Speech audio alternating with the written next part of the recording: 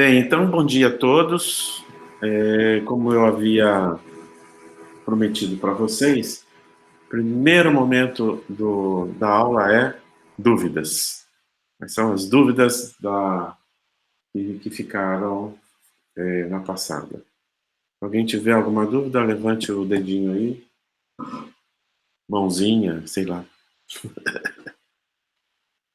Se não, vamos em frente. Ninguém, vocês são estudiosos pra caramba. Parabéns. Bom, então vamos fazer. O Zé levantou a mão ali, ó. O Zé levantou a mão, cadê? Onde está? Ops, está aqui. Vai, Zé.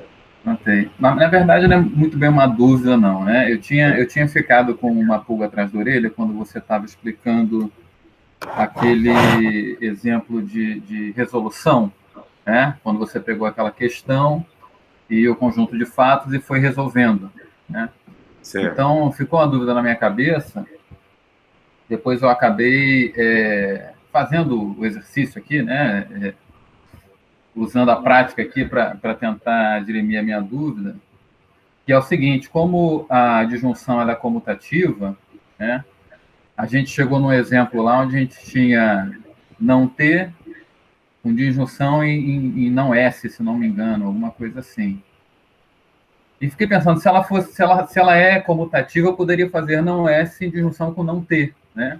E aí eu conseguiria, se você for mais adiante, onde tem a resolução, na média, vai dar para ver melhor. Aí, onde tem a falha. Onde tem a falha parcial, aí, exatamente aí. Então, assim, a resolvente do número 3, né, deixa eu só aumentar um pouco aqui a minha tela, que está... Eu estou vendo... Vou colocar ela para a tela. Quer que aumenta a letra?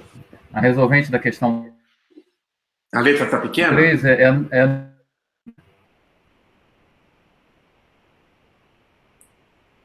minha letra está pequena aí? Pode aumentar um pouquinho. Não estou ouvindo vocês. Melhorou? Agora melhorou. Zé, o teu deu uma travada, a gente não ouviu o que você falou, não. Deu uma travada geral aqui também para mim. Então, não, é só uma questão... Eu não sei se alguém ficou mais com essa dúvida, né? Como a gente sabe que a disjunção é comutativa, né? O não T disjunto com não R aí poderia ser escrito como não R disjunto com não T, né? Sim. E aí você teria o fato R lá encabeçando e poderia cortar aí o R com T. Certo. Então, fiquei na dúvida se isso ia dar algum outro resultado tal, e fiz aqui as minhas... fui fazendo as contas aqui, né? Se a gente pode chamar de conta. Sim. E no fim das contas acontece que chega na mesma falha, só uma falha um pouco mais para frente. Perfeito. Você acaba tendo que voltar tudo até o resolvente e chega efetivamente na última questão. Minha dúvida é, a gente vai ter algum momento onde a comutação vai fazer diferença no resultado? Não. Sim, claro. Mas a diferença não é uma diferença... Essa dúvida sua e a sua atitude em fazer foi fantástica, porque vai provavelmente dirimir outras dúvidas aí. Essa ordem aqui, como eu falei, como é comutativo, pode colocar qualquer ordem, né? O resultado vai ser sempre o mesmo. Vai ser sempre o mesmo. Qual que vai ser a diferença, então, entre se você mudar? Mais esforço ou menos esforço? No meu caso, foi mais esforço. Exatamente. Então, se você mudar, você vai para outros caminhos, etc, mas a solução final não muda, não altera. Né? E essa está aqui uma das características do prologue, daquelas propriedades lá, que diz o seguinte: olha, quando você define um programa, né, e você roda uma resolução, ele, por definição, já está correto. Ele elimina aquela história lá que a gente tem em linguagens imperativas, que é correção de algoritmo, né? Ou seja, você tem que criar um algoritmo e depois você tem que provar que aquele algoritmo é correto. né? Correção nesse tipo, tá? Não é debugging, não, tá? É correção no sentido formal, no sentido matemático, tá?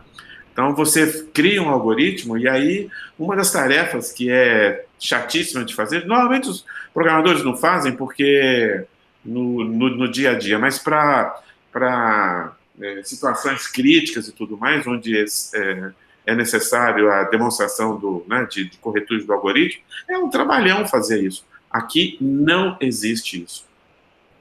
Tá? Tudo que é definido é, por definição, correto. Exatamente por esse fato, Zé.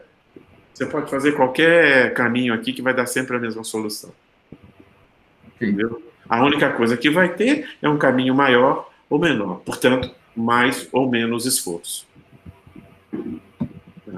Ok, muito obrigado, Mano. Ok. Mais alguém? Não? Vamos em frente? Muito boa questão.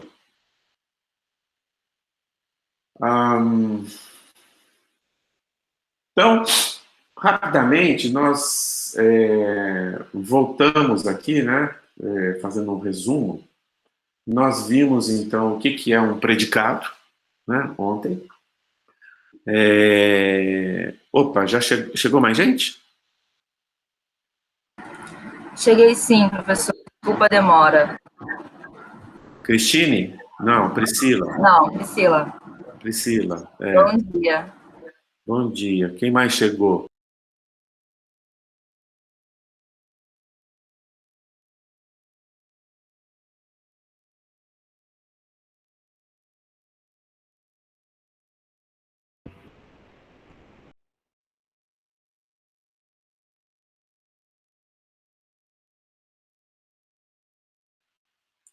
Aconteceu alguma coisa aqui comigo, caí fora, tive que voltar rapidinho.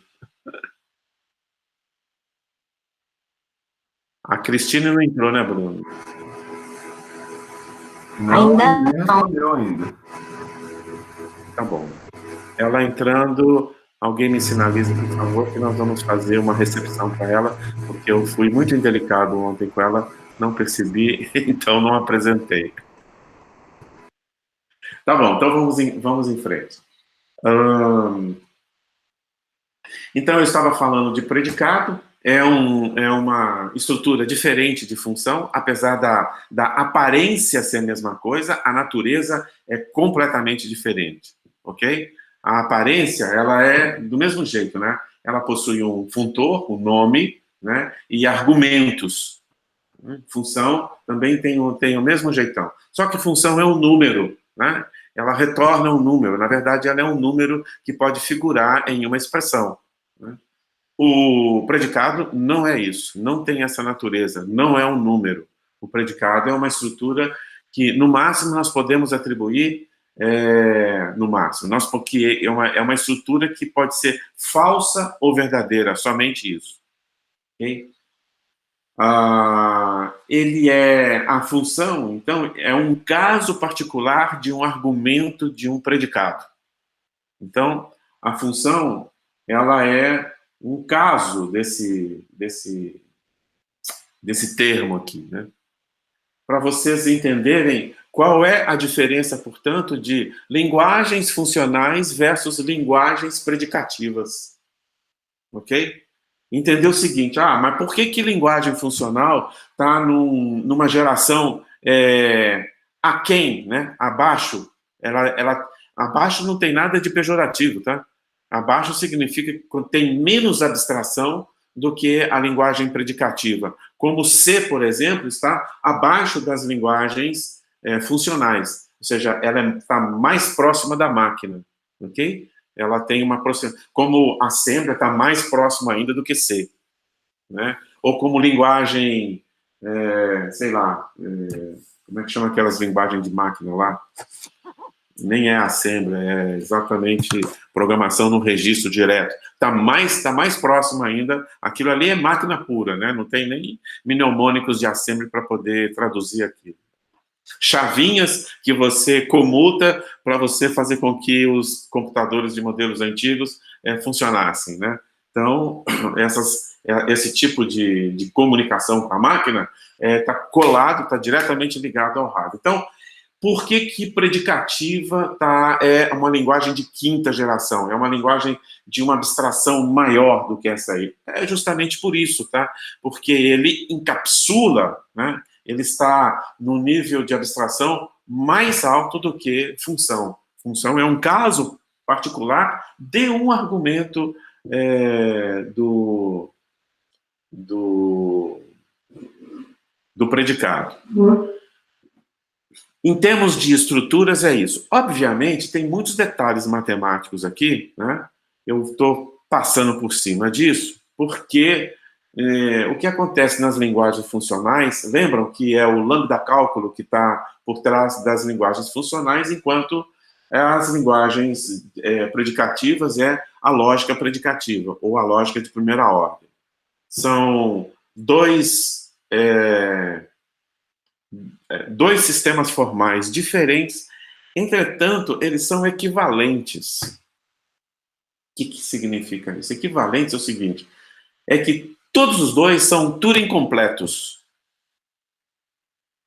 Apelei aí para a imagem de Turing, para a gente remeter à história da máquina de Turing. Tá? Turing completo significa o seguinte, tudo que Lisp faz com a base da máquina de Turing, Prolog também faz. Mas C também é Turing completo. Assembler também é Turing completo. Ok? E boa parte das linguagens de programação, elas sempre construídas como Turing completas. O que quer dizer isso? Quer dizer o seguinte, que do ponto de vista de implementação, né, assim, do ponto de vista de implementação não, vamos colocar melhor. Do ponto de vista qualitativos, né, o que eu posso, o que eu não posso fazer com Prolog, é a mesma coisa do que eu posso, o que eu não posso fazer com qualquer outra linguagem Turing completa. Ok? Ele não vai me dar qualitativamente algoritmos que eu consigo desenvolver nele e não consigo desenvolver nos outros. Eu consigo sempre desenvolver em qualquer linguagem. Bom, mas que vantagem Maria leva? Ou José, ou sei lá quem. Que vantagem Maria leva? A vantagem é precisamente essa que a gente estava discutindo sobre o nível de abstração. Quanto maior o nível de abstração, mais distante da máquina, era isso que a gente tinha falado, e tem aí associado nisso um esforço em implementação.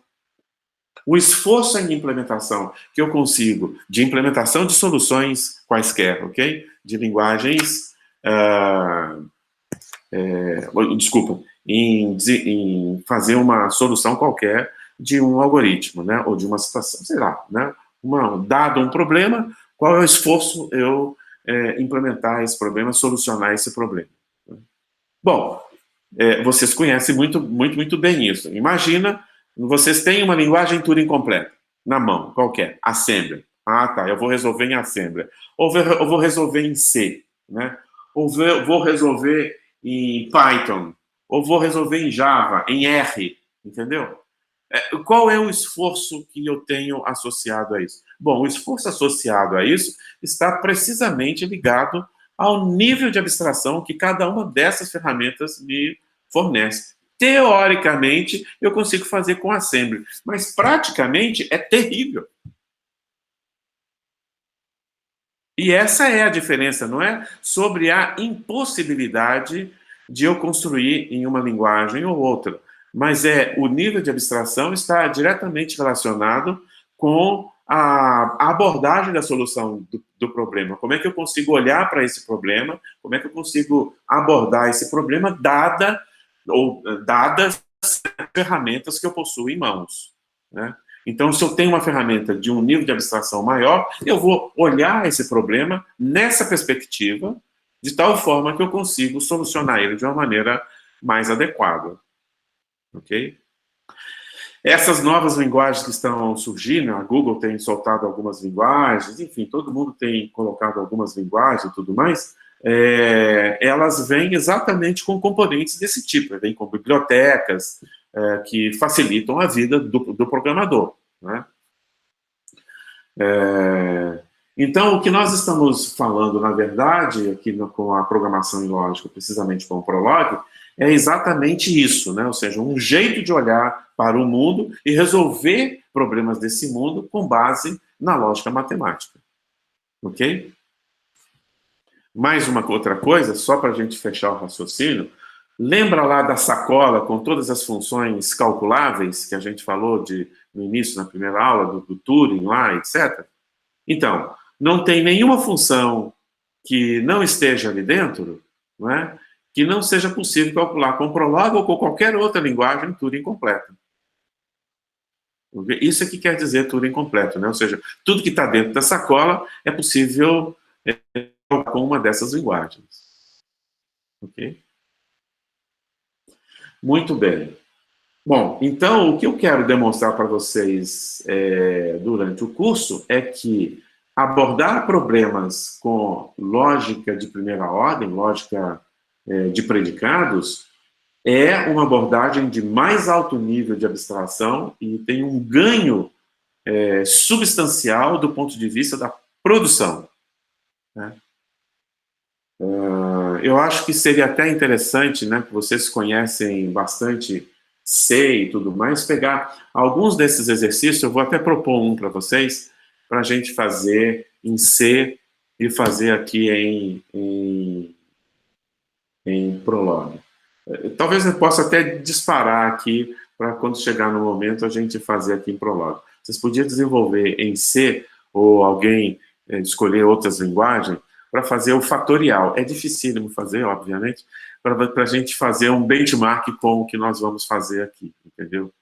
Temos de velocidade e tudo mais. Então, tragam, né, um fatorial, a gente compartilha a tela, né, e colocamos aqui e a gente tenta fazer abordagem diferente para a gente tentar fazer um comparativo de resultados e tudo mais. Né?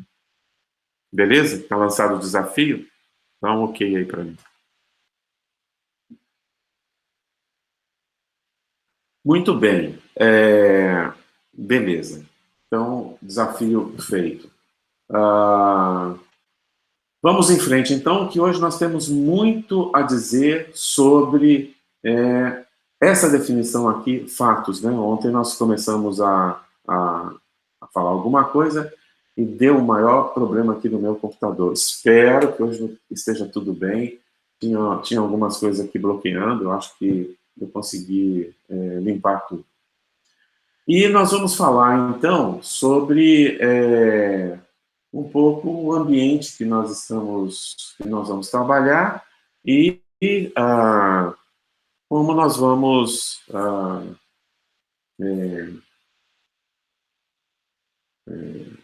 enfim, manipular com tudo isso aqui, né, e algumas primeiras dicas de como funciona. Tá? Bom, o ambiente é o eclipse, né? Me dá um sinalzinho. Todos conhecem Eclipse? É uma plataforma mais antiga, né? Que a maioria tem um conhecimento muito bom disso. Ótimo, ótimo, excelente. A maioria conhece, né? Oi. Se alguém não conhecer, já pode usar o sinalzinho de mãozinha para baixo, já está disponível para mim aqui, ó. Não sei se atualizou para todo para mim também. Atualizou. Japa também conhece? Olha, já estou chamando você de Japa, hein? Já estou com intimidades. Eu conheço o Eclipse 10 anos atrás, quando eu usei, né? Não sei se mudou alguma coisa. Deve ter mudado. Mas você tem que lembrar aí, viu, Luciano? Ele ainda continua, uma ferramenta interessante. Bom, o que acontece? Nós vamos trabalhar, então, com o Sixtus Prolog, tá? Sixtus, né? Esse nome Sixtus, olha, eu vou até, de curiosidade, mostrar aqui para vocês de onde que ele vem, tá? Porque, na verdade, ele é um trocadilho. Né? Eu não sei se é só comigo, mas acho que quando você caiu, parou de projetar sua tela. Eu não estou vendo sua tela. Não está mais... É verdade.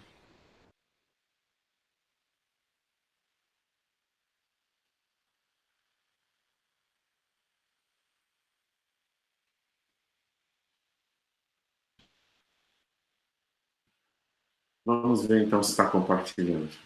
Chegou? Chegou a tela? Ok? Não. Agora sim. Não, agora tá. Agora chegou, beleza. Olha só, o Sixtus Prologue vem... quer ver? Onde que está? Pensei que eu tivesse aqui.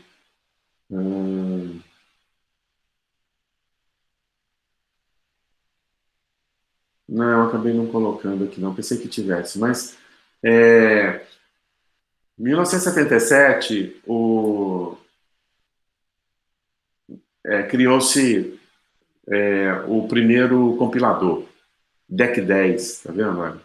DEC 10, e quem criou foi essa turma aqui, o Warren, o Fernando Pereira e o Luiz Muniz Pereira. Esses dois, Fernando Pereira e Luiz Muniz Pereira, são nomes portugueses mesmo, eles são portugueses, tá? Os portugueses sempre foram muito envolvidos com programação em lógica e muita participação em inteligência artificial também. Em 1979, mais ou menos, né, surgiu um compilador mais conhecido que ficou na história, era a quinta versão, depois aqui que eles... Isso aqui foi uma tese de doutorado do Fernando Pereira. Né? E depois eles desenvolveram isso e criaram uma empresa, né? E criou-se um compilador que ficou muito famoso, era caríssimo, mas também assim era como é que é o Graal, né? O santo Graal da programação em lógica por causa da performance, biblioteca gigante e tudo mais, né? Então, tem um cara famosíssimo também que trabalhou na equipe, que é o O'Keefe, que é um dos programadores mais, como é que eu falo, perspicazes, inteligentes, de tudo que a gente já conheceu aí. E esse compilador que surgiu aí por volta de 79, mais ou menos, era a quinta versão de um compilador que eles estavam fazendo a partir disso aqui. E o nome que eles batizaram esse compilador foi Quintus, por causa de quinta versão. E aí o Quintus Prologue ficou a década de 80 inteira, a década de 90, até que, iniciozinho da década de 90, ele foi adquirido pelo Instituto.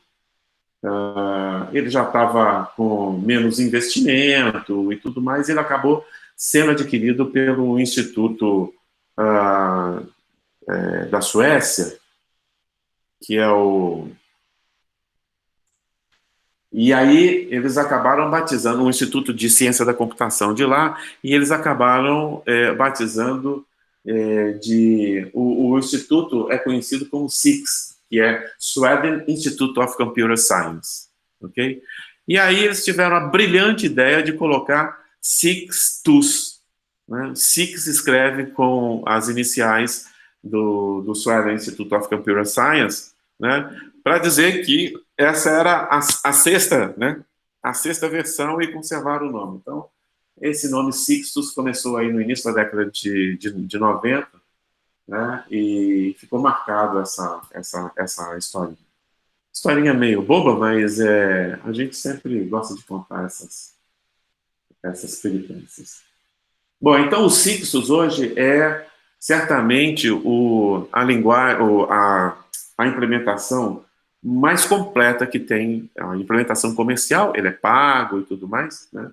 O Modal tem uma licença, eu não estou com uma licença aqui, eu preciso tomar vergonha e instalar, porque eu preciso desinstalar todo o Eclipse e instalar a nova versão.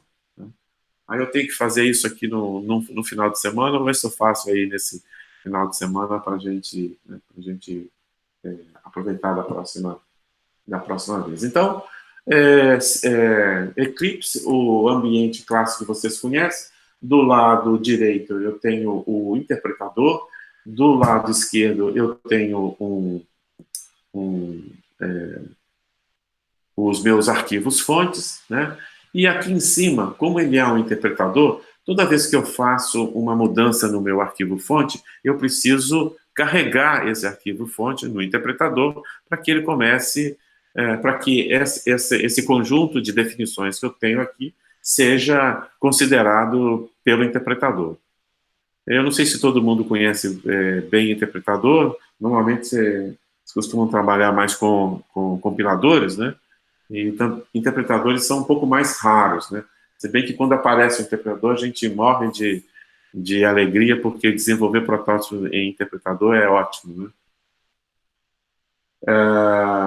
Então, o que a gente encontra aqui, não sei se vocês estão vendo aqui na barra embaixo, eu vou até levantar um pouquinho, é o sinal de prontidão, né? O prompt do Sixo, o prompt do Prolog, e a interrogação com o traço, né?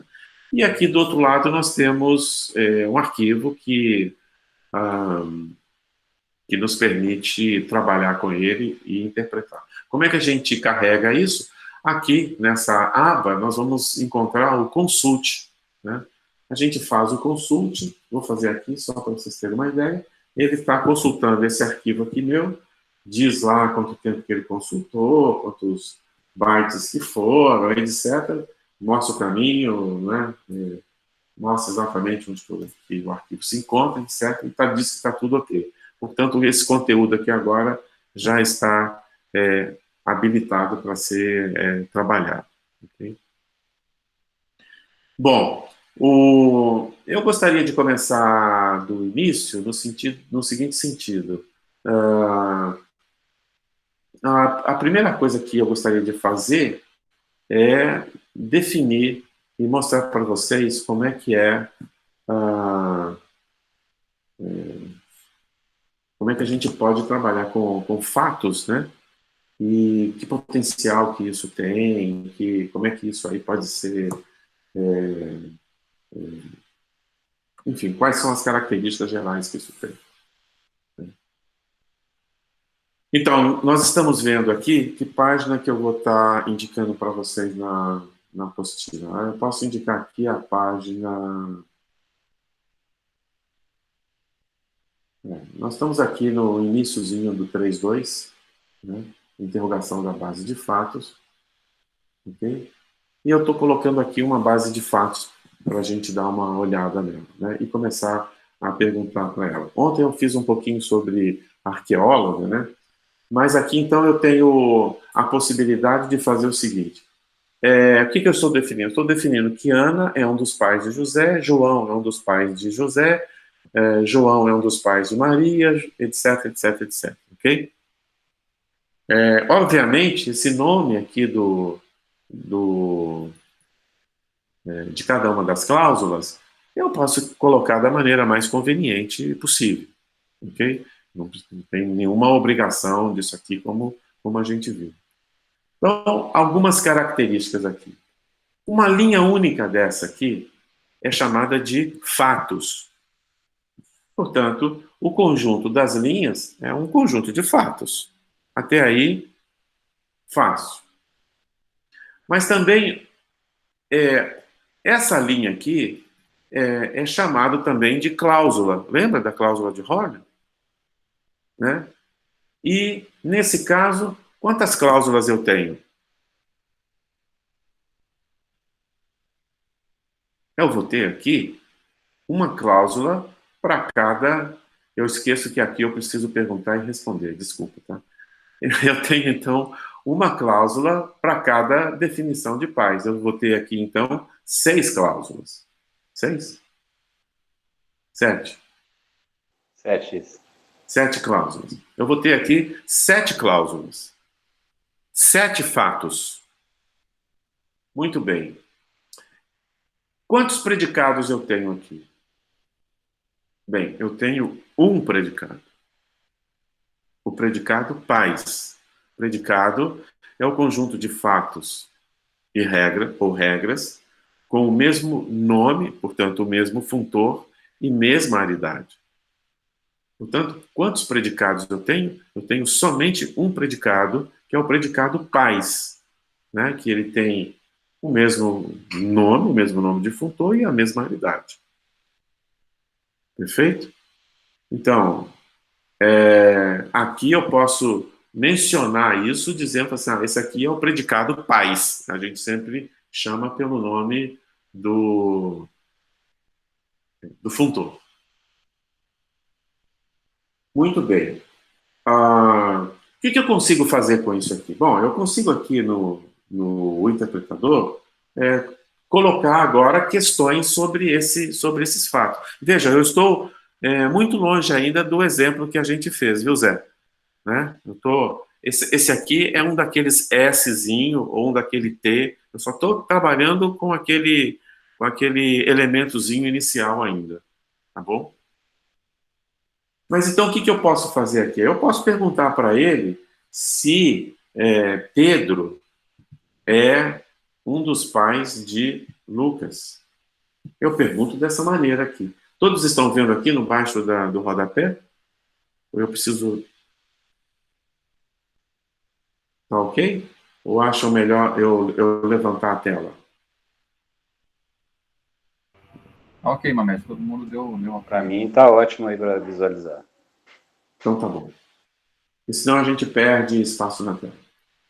Muito bem. Se eu der um Enter aqui, né, ele vai me falar o seguinte, sim. O que é sim? Vamos entender esse sim. Sim é o seguinte, como é que foi o procedimento dele? Foi exatamente assim. A partir do momento em que eu acionei o Enter, ele diz, existe na base de fatos um fato com o mesmo funtor e mesma aridade? Ok? Aí ele diz o seguinte, sim, tem lá, pais Ana José. E agora eu já vou começar a treinar vocês numa coisa que eu gosto de chamar de mantra da unificação. É um mantrazinho que eu vou repetir exaustivamente até o final do curso, e eu espero que no final do curso todos estejam rezando o mesmo mantra. Né? Eu comecei isso na aula passada sem muito alarde, eu estou fazendo alarde agora porque ele vai ser repetidamente expresso aí durante o treinamento. Então, o mantra é esse, tá? Existe na base de... A partir do momento que eu aciono o Enter, tá? Existe na base de fatos um fato com o mesmo funtor e mesma aridade? Então, essa é a primeira. Sim. Existe mais de um? Sim. Então, cria um ponteiro para o próximo. O que é isso? Ele vai chegar aqui, olha, nesse... Será que eu faço isso aqui quando eu estou com a lousa à disposição, a gente faz isso na brincadeira, né? Porque eu vou marcando e as coisas vão acontecendo. Mas aqui eu tenho que improvisar com vocês. Pronto, acho que vai dar certo aqui. E aí eu vou pegar aqui um ponteiro. Vou criar aqui um ponteiro. Vamos achar um ponteiro legal aqui.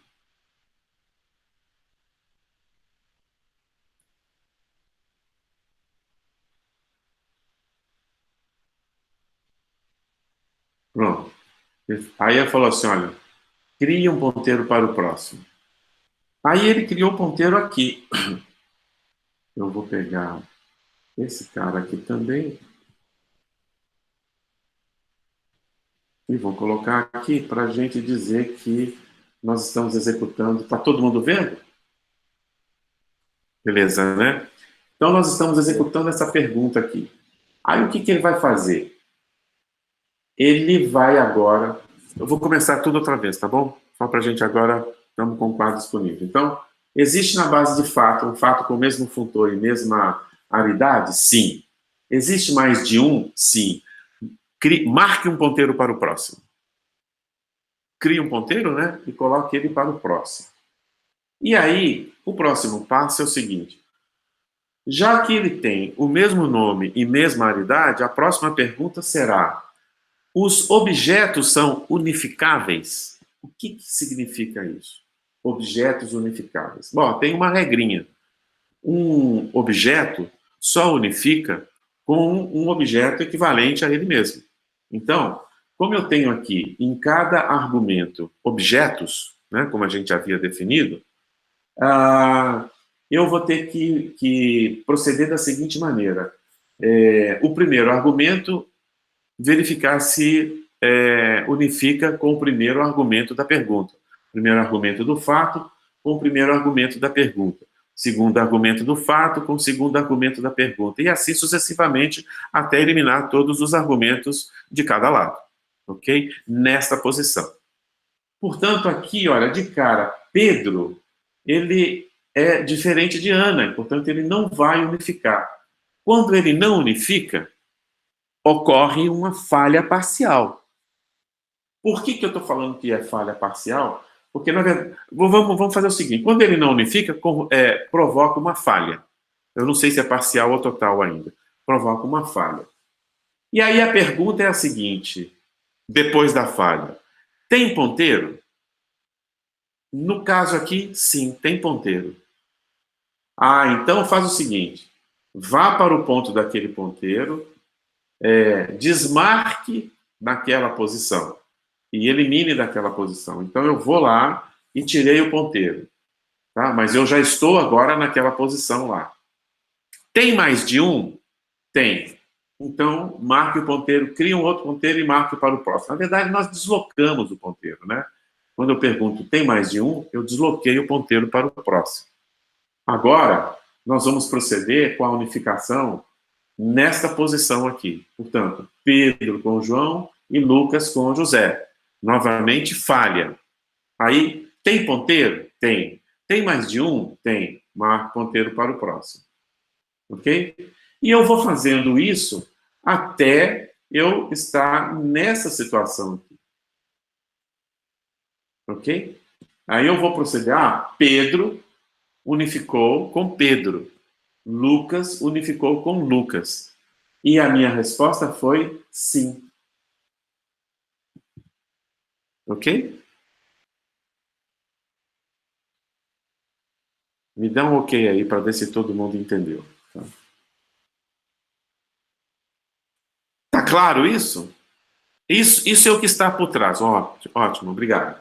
Isso é o que está por trás, entendeu? Do mecanismo. Tá? É absolutamente simples, mas esse mecanismo é um esforço enorme para ele responder sim, né? Ele não descobriu isso aqui por acaso, não. Ele respondeu sim. Agora, vocês acham que no que eu acabei de falar, nós estamos obedecendo o que a gente havia definido como resolução? Nós estamos fazendo exatamente isso aqui?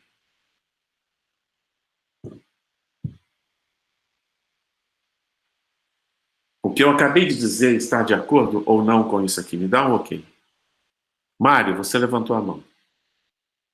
Oi, Mamed, bom dia. Uma dúvida que eu gostaria de ter esclarecido, se é possível, nesse processo de busca, usar a busca por árvore binária, se no Prolog isso é possível, para poder encontrar o menor caminho e uma resposta mais rápida. Beleza, Zé, boa pergunta também. Olha só, como nós mostramos ontem, esse é a estratégia que está por trás. Ele não vai mudar a estratégia, nunca, tá? Essa estratégia que nós apresentamos ontem, que é a regra de resolução, né? Ou seja, você pega os contrários, joga fora e fica com o resto, isso aí é fixo, ele não vai mudar nunca isso aí. Entendi. E essa estratégia, ela não é flexível, tá? Agora, você pode implementar um algoritmo de busca para fazer uma coisa diferente? Óbvio. Ok? Mas esse motor básico de inferência dele, não. A estratégia adotada nisso aqui é uma das estratégias mais rápidas que tem, Mário. Ela é conhecida como busca em profundidade, primeira à esquerda. Entendi. Então, numa árvore, tá, que você tem ramos, né, variados, ele entra em profundidade pegando o ramo mais à esquerda, tá?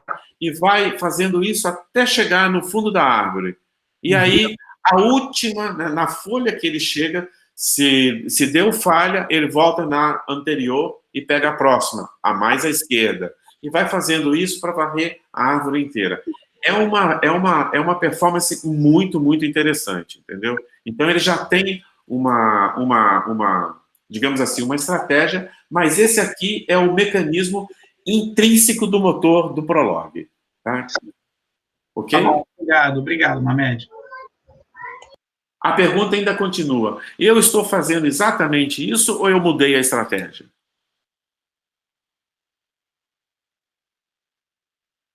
Eu não mudei a estratégia. Eu estou fazendo exatamente a mesma coisa. Veja, aqui, olha, nesse exemplo, eu tenho a pergunta, mas eu não tenho um fato aqui, na verdade, eu tenho uma regra, né? Aqui eu tenho um fato, olha. Eu tenho uma pergunta, desculpa, aqui não, aqui embaixo. Aqui eu tenho um fato. Eu tenho uma pergunta e tenho um fato único, né, que não apareceu mais nada, que é o nosso caso lá. A minha pergunta vem na negativa, né, porque ela vem na negativa por definição. O meu fato está lá na base de fatos. Eu joguei fora, quando eu unifico, na verdade, eu jogo fora a contradição e chego na cláusula vazia. Então, o que está ocorrendo aqui é exatamente isso. Esse aqui é o negativo, como está indicando aqui, né? E quando eu encontrei esse cara, né, eu encontrei um contrário dele, né, eu encontrei a tal contradição, joguei fora e achei a cláusula vazia. É porque, nesse caso aqui, o meu fato é muito mais rico do que esse aqui. É como se eu tivesse, na minha base aqui, vários S's. Aqui, na proposicional, não dá para eu fazer isso, porque ela é muito pobre. Na predicativa, dá para fazer, porque eu conservo o mesmo nome e a mesma... Mas eu coloco objetos diferentes lá dentro. Ok? Do meu conteúdo do predicado. Mas como eu coloco objetos diferentes, as cláusulas, então, serão diferentes, mas a estrutura é a mesma. Então, um pouquinho diferente disso aqui, eu vou ter uma coleção, uma possibilidade, né, de coleção de fatos, com o mesmo funtor e a mesma aridade. Ok? Entendido isso? Então, eu não mudei em absolutamente nada, tá? Nós estamos, então, dando exemplo somente desse caso mais simples. Entendido até aí? Me deu um ok, tá? Então, esse aqui é o procedimento básico do mecanismo. As perguntas que eu posso executar aqui são das mais variadas, né? Isso vai depender do que eu quero, então, proceder. Eu posso falar assim, bom, mas Maria é mãe ou é um dos pais, eu não sei se é mãe aqui, né? É um dos pais de Lucas? Sim, claro que é. Também ele vai dar negativa pelos motivos óbvios, né? Eu quero saber se Maria é um dos pais de José. Vai falar que não, ok? Não tem nenhuma unificação possível de objetos nessa posição de Maria e José, ok? Mas eu sei também que é uma maluquice aqui, mas eu já quero treinar vocês, se Joana, que eu conheço e que tem um filho chamado José, é mãe de José. Ela vai falar que não. Mas como não? Joana, eu conheço a Joana, ela é a mãe de José. Não, porque não está definido na base de fatos, ok? Como acontece em qualquer outra linguagem. Ou seja, para Prolog, nós temos um mundo que o mundo do Prolog é esse mundo que está sendo definido na base de fato. E esse mundo é dado como verdadeiro para o Prolog. Isso tem um nome, tá? Se chama no inglês The Closed World Assumption. Ou seja, é a hipótese do mundo fechado. Né? É a hipótese do mundo fechado. Vocês podem procurar depois para se dar uma olhada. É a Closed World Assumption. Ou seja, eu trabalho sempre, né, dentro desse ponto, né, de que o meu mundo é esse. Exatamente o que acontece em banco de dados. Tá? Muito bem. Nós estamos observando, então, que nós estamos usando aqui, né, na verdade, um recurso. Meu Deus, onde é que está a minha árvore de termos? Estrutura de controle. A árvore de termos que passei para vocês ontem, deixa eu ver. Aqui, acho que está aqui em cima. Entendeu? Acho que é no item 4. 4 alguma Tem coisa. 4, né? Aqui. Isso, aqui, pronto. Árvore de termos. Bom, quando eu mostro aqui para vocês que Ana, José, João, José, etc., mulher, etc., isso aqui nós conhecemos com o nome de átomo. Então, todos os objetos são definidos como átomos. Tecnicamente, um átomo é uma sequência de caracteres com pelo menos o primeiro caractere minúsculo, ou uma sequência de caracteres com espaço, etc., entre aspas simples, como tá a definição aqui. Okay? Então, dentro dessa categoria aqui, nós podemos também colocar números, que vêm inteiros, reais, ok? Então, essa categoria aqui é conhecida como os atômicos. É só um título diferente. Em algumas linguagens, inclusive, adota essa mesma nomenclatura. Tá?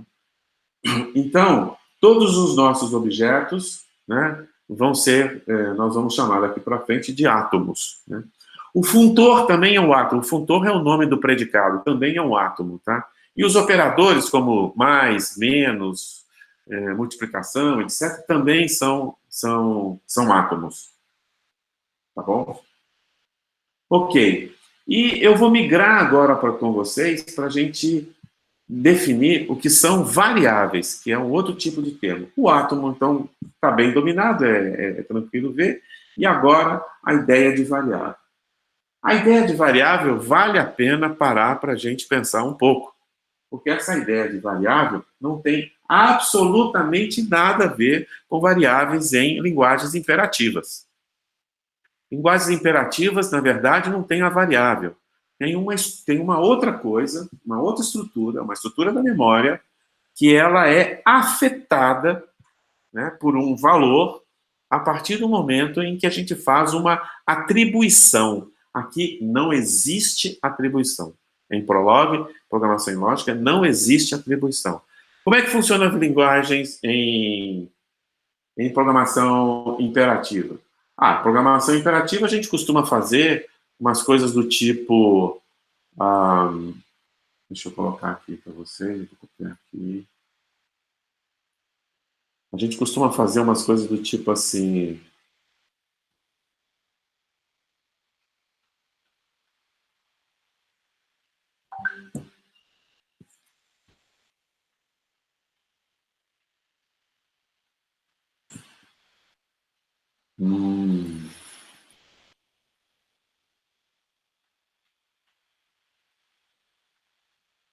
Como eu sou chato com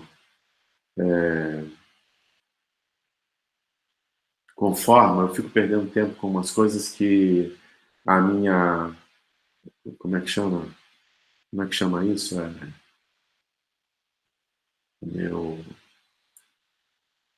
As minhas manias não me deixam me liberar disso aí, tá vendo? O programa não funciona, perco tempo, não tem jeito. Cada um tem a sua característica que precisa aprender a conviver com ela, né? Então, pronto, não tem problema. Que é o seguinte, veja o que é feito em C, né?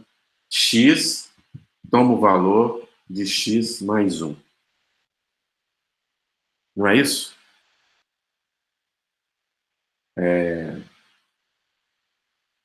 Vocês não acham isso aqui meio absurdo?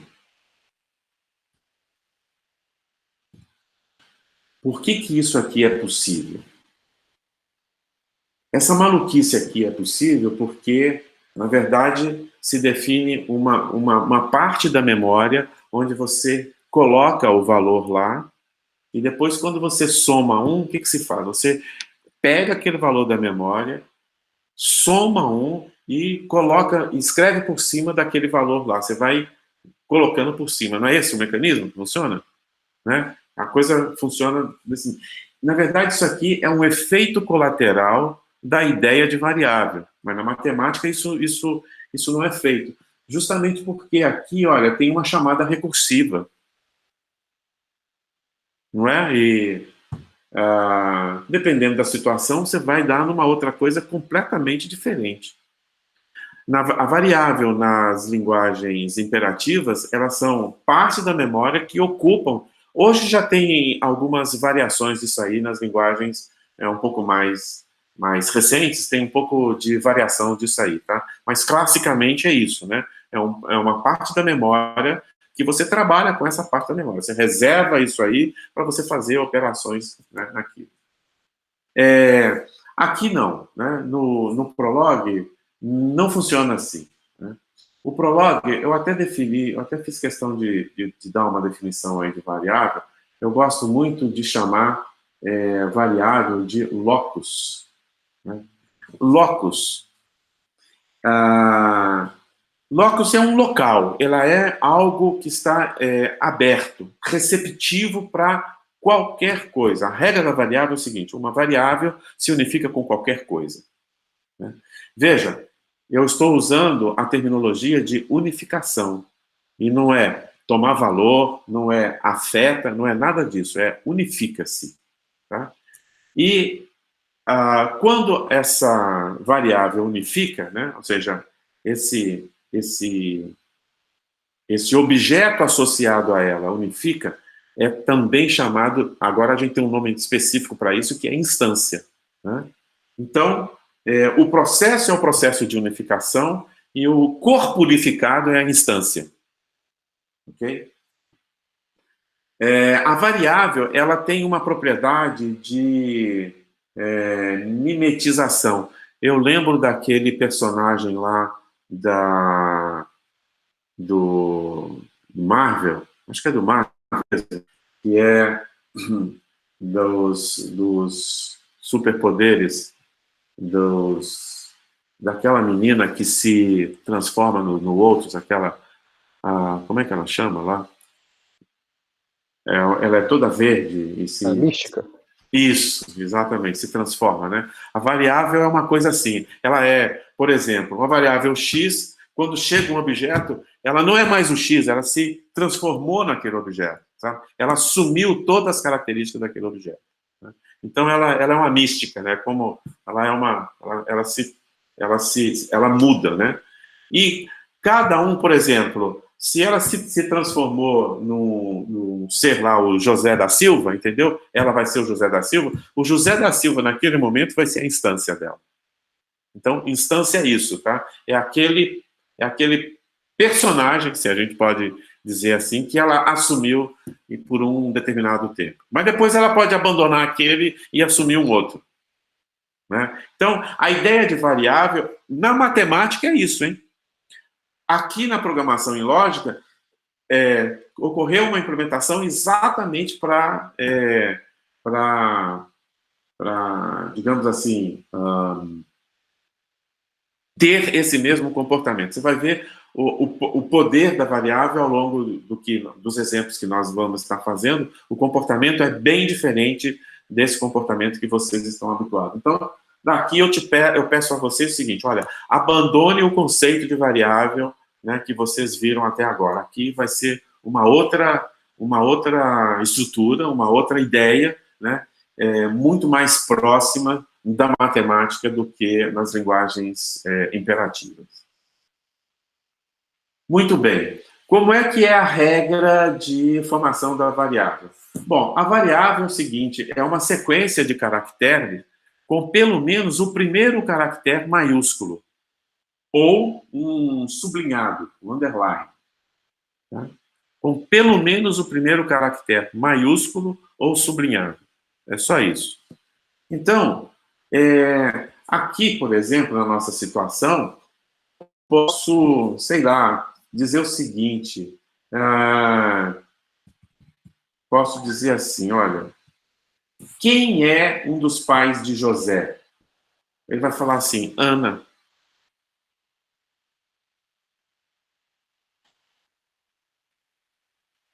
Entenderam? Por que que ele respondeu quem... porque quem é uma variável. Por que que é uma variável? Porque é uma sequência de caractere com o primeiro caractere maiúsculo.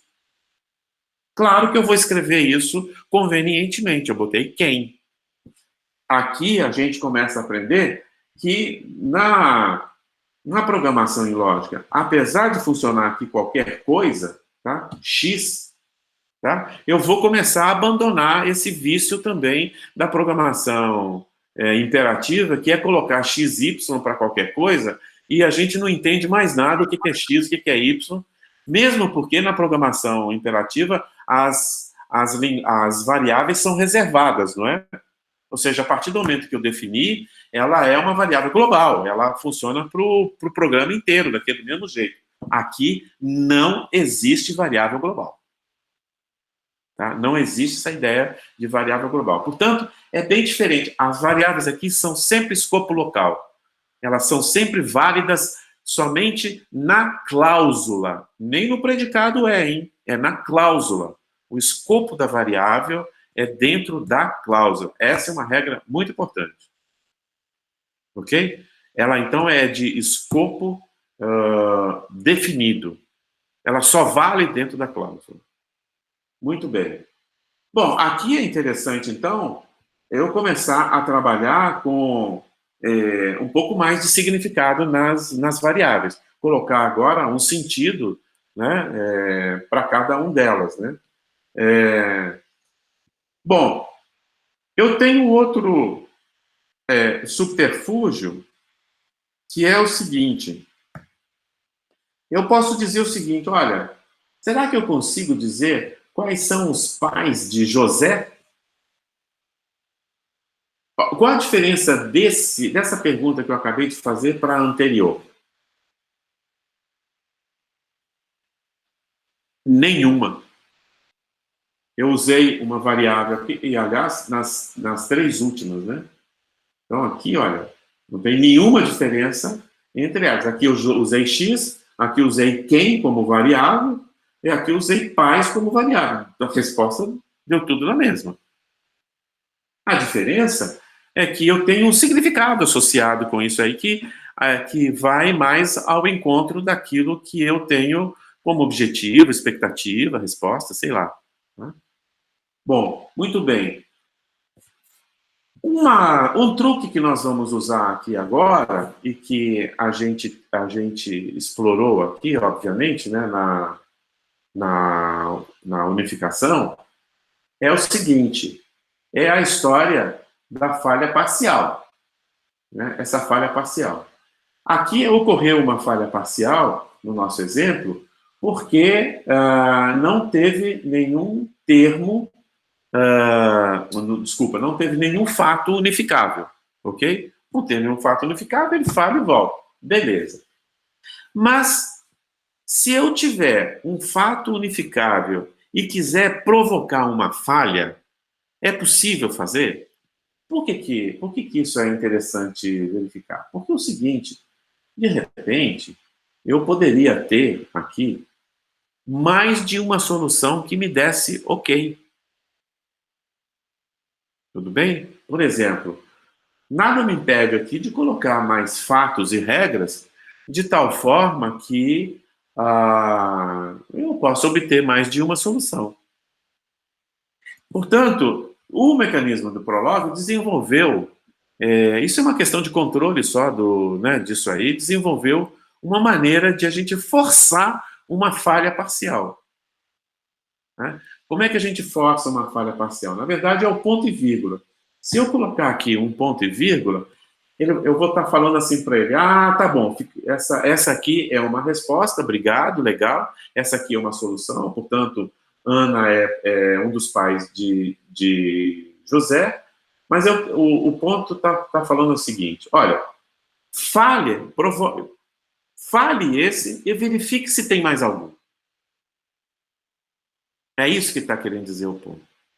O ponto diz assim, me dê a próxima solução, se houver. Se houver uma solução, me dê a próxima solução. Então, se eu der um Enter aqui, ele vai me dar o João. E eu posso continuar fazendo isso, entendeu? Olha lá. E agora ele falou assim, não tem. Esse não aqui dele significa o quê? Que é não, Não, esse não aqui dele significa não existem mais soluções. São só essas. Ok? Então, tem duas soluções. Pais Ana, pais João, né? São ambos os pais que estão registrados no banco de fatos. Vamos fazer o mantra aqui para a gente ver como é que funciona esse negócio? O mantra é o seguinte,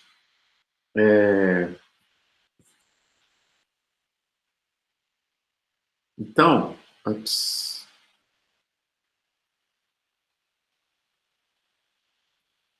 falha de operação.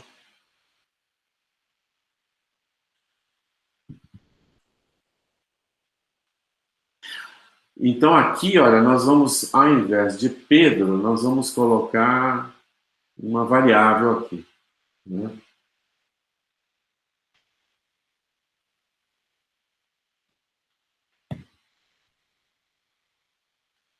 Vamos colocar uma variável aqui e vamos ver como é que vai ser o comportamento dele. Então, a partir do momento que a gente fizer o Enter, ele vai perguntar, existe no banco de fatos um fato com o mesmo funtor e mesma aridade? Sim. Existe mais de um? Sim. Então, vá lá e marque um ponteiro para o próximo. Aí, criou um ponteiro para o próximo. Os objetos são unificáveis? Sim. Ou não? Né? Como é que eu procedo? Bom, pais é uma variável, unifica com Ana. Lucas, um objeto, tem que unificar com José. A primeira vai dar certo, né? Porque a regra da variável, de unificação, qualquer variável unifica com qualquer coisa. Portanto, aqui é um objeto. Bom, então essa variável aqui vai unificar com Ana. Mas vai falhar no Lucas, ok? Que não vai unificar com José. Depois da falha, qual é a pergunta? Tem ponteiro? Tem. Tem mais de um? Tem. Desmarca o ponteiro e marca o ponteiro para o próximo, ok? E considere agora aquele lá o próximo que você verificou. Então, mais uma vez, os objetos são unificados? Pais unifica com João, Lucas não unifica com José. Falha. Tem ponteiro? Tem. Tem mais de um? Tem. Vai para o próximo. Não unifica. Maria, tem ponteiro? Tem. Tem mais de um? Tem. Vai para o próximo. Não unifica com Ju? Tem ponteiro? Tem. Tem mais de um? Tem. Agora sim, pais unifica com Pedro, Lucas com Lucas. Então, aqui ele vai dar para a gente de graça, né, o conteúdo da variável. Pais unifica com Pedro. Beleza? Aí eu falo assim para ele, falha o meu ponto e vírgula. Então, eu voltei lá na minha ladainha, o pessoal pediu para eu não falar ladainha, eu tenho que falar mantra. Eu voltei lá no meu mantra para dizer o seguinte, exatamente naquele ponto. Quando falha, qual que é a pergunta? Tem ponteiro? Tem. Tem mais de um? Tem. Desmarca e marca o ponteiro para o próximo. Os objetos são unificáveis? Vamos ver. Pais unifica com Maria, Lucas com Lucas. Opa, encontrei outra solução. Tá? Então aqui eu vou devolver, né? Eu vou paz, Maria. Ok? Se eu desse um enter ali, eu falo assim, eu estou satisfeito, ele vai me sair com o yes. Né? Vou fazer aqui para vocês verem. Como eu tinha feito lá anteriormente. Né? Eu falei, fiz aqui Ana, né?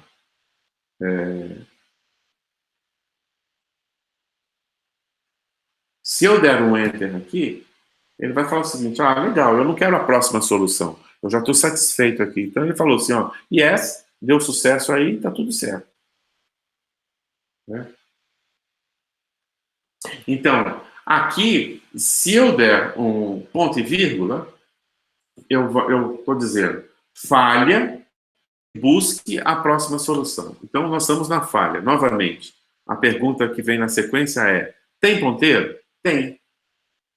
Tem mais de um? Não, não tem mais de um. Então, desmarca esse ponteiro aqui e não faz nada. Porque não tem mais de um. E agora eu já estou aqui nesse último. Paz unifica-se com Júlia. Entretanto, Lucas não unifica com Madalena. Aí ele falha. Depois que ele falha, qual que é a pergunta? Tem ponteiro? Não. Portanto, é falha total. A falha parcial, quando tinha ponteiro, se transformou em falha total. E aí, a resposta é não, não existe mais ninguém. Beleza? Eu tenho que repetir isso para vocês, né, ad exaustão, porque isso é que vai fixar o mecanismo de resolução do Prolog. Ok?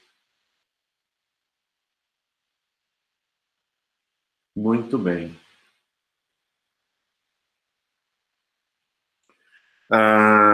Ninguém levantou a mão, tá tudo ok, então vamos para frente. Daqui a pouco nós vamos fazer um intervalo, não foi isso que a gente combinou? 10h30, todo mundo tomando um café aqui, não é isso? Beleza. Estão lembrados, né? Então tá bom. Então é o seguinte. Podemos fazer outras perguntas aqui, né? Do tipo assim... Vocês agora me ajudam. Se quiserem botar aqui no chat, tá? Vou até abrir aqui o chat para eu acompanhar. Beleza. Então, se quiserem colocar alguma coisa, a gente transporta para cá. Coloque pergunta tal e tudo mais. É só colocar. Mas eu estou pensando... aqui nós definimos assim, pais e filhos, né? Uma coisa que a gente precisa habituar, esse sinal aqui é sinal de comentário de linha, tá? Então, aqui em cima, olha, vocês estão vendo um comentário de linha. Né? Eu vou documentar isso, né? Como das boas práticas. Aqui é a variável pais e aqui é a variável filhos. Beleza? Vou deixar aqui documentadinho. Muito bem.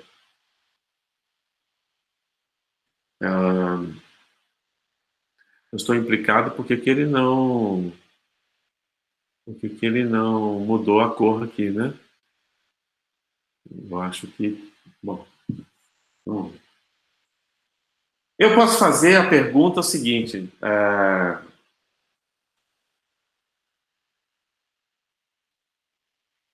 Não faltou fechar o percente lá, não, pelo comentário? Não, aqui é de linha. Tá, tudo bem.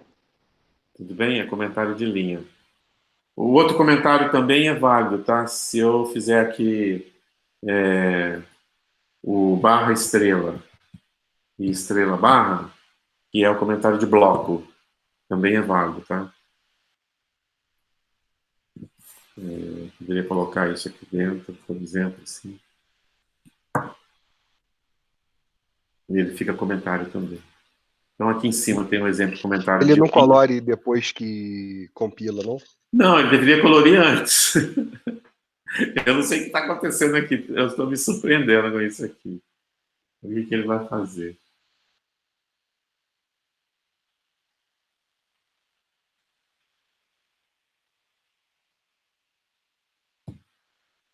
Tem também aqui, deixa eu ver se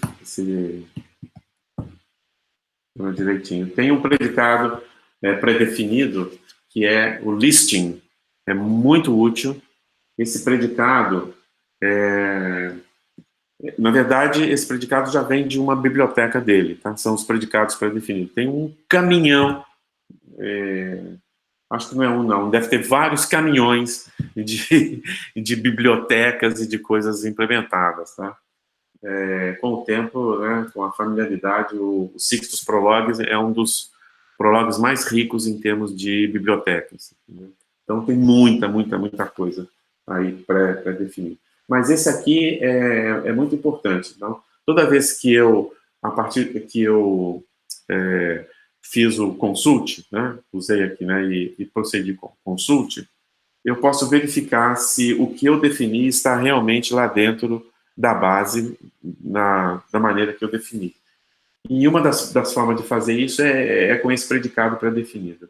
Tá? Então, eu coloquei listing e o argumento pais, o nome do predicado, ele foi lá e listou todo mundo que ele entendeu que está lá dentro da base de fato. Com isso, eu tenho certeza que o que eu estou consultando aqui é exatamente o que estava no arquivo fonte. Ok? Portanto, aqui, olha, ele está interpretando como comentário mesmo, porque não tem nenhuma definição aqui com variáveis. Ele está interpretando como comentário, só que não pintou adequadamente, que não coloriu adequadamente aqui. Ele deveria colorir com esse formato aqui em cima, né? Esse marrom claro aqui. Mas tudo bem. Então é o seguinte, a gente estava dizendo como é que a gente pode fazer outras perguntas aqui, né? Uma delas, por exemplo, quem são os pais? Aqui quem são os pais, mas quem são os filhos, né? Vamos falar os filhos de Maria. O contrário também funciona. Deixa eu ver quem tem mais de Maria. Maria, filhos. Dá na mesma, né? Eu botei a variável de um lado, mas eu posso colocar a variável do outro. Se eu fizer o ponto e vírgula, ele vai me dar todo mundo que tem lá. Então, tanto faz aqui, ok?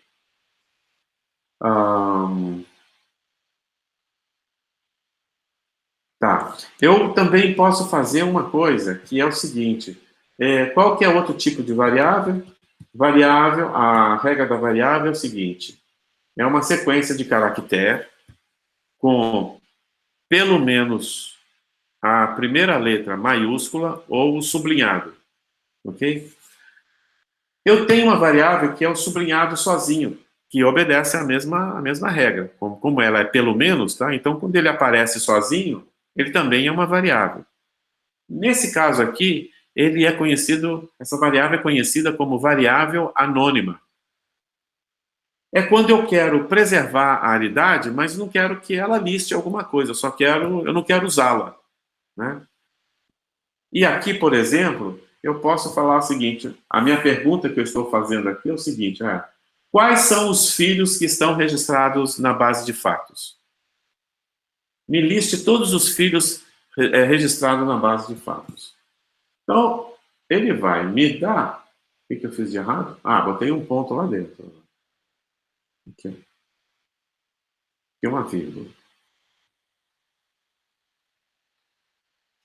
Então, se eu usar o ponto e vírgula, ele vai me dar todos os filhos lá dentro.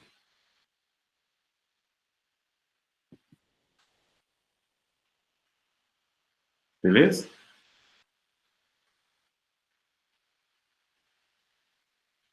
Quem é bom em banco de dados aí? Eu achei que eu estivesse falando com um especialista do banco de dados. Qual é essa operação? Bom, primeiro, qual que é a semelhança do que eu estou fazendo aqui com o banco de dados? Se alguém levantar a mãozinha, beleza, a gente pode falar. Senão eu vou responder. A semelhança é muito óbvia. Tá? Isso aqui é absolutamente um isomorfismo de uma tabela de banco de dados. Quais são as propriedades de tabela? Aí eu vou fazer questão de vocês escreverem aqui, hein? Tem perguntas aqui para a gente fazer, né? Maria Filhos, nós já tínhamos feito. João Filhos, a gente já tinha feito também. Pensamos o mesmo? Beleza. Então, olha só, isso aqui é um isomorfismo com relação à tabela. Como vocês são bons pra caramba em álgebra relacional, né, de banco de dados relacional, qual é a definição de tabela? Põe aqui, se vocês não quiserem falar, põe aqui, tá? Quais são as propriedades de uma tabela? Pode colar na internet, tá? A propriedade de uma tabela, já que ninguém falou, ninguém levantou a mão, todo mundo ficou com medo, é o seguinte: uma tabela é uma estrutura composta de linhas e colunas. Essa é a primeira propriedade. Qual é a outra propriedade da tabela? Ninguém? Nada? Dou-lhe uma, botar no chat. Dou-lhe duas. Ou bancos de dados? Quem é aí especialista em banco de dados? Levanta a mão aí. Eu vou falar. A outra propriedade da tabela é muito complicada. É o nome da tabela. O nome é uma propriedade, alguma coisa inerente da tabela. Não existe tabela sem nome. Não pode existir tabela sem nome. Aqui, como eu disse que é o isomorfismo, a analogia é o seguinte: o nome da tabela é pais. E o primeiro argumento é a primeira coluna, o segundo argumento é a segunda coluna, e assim sucessivamente.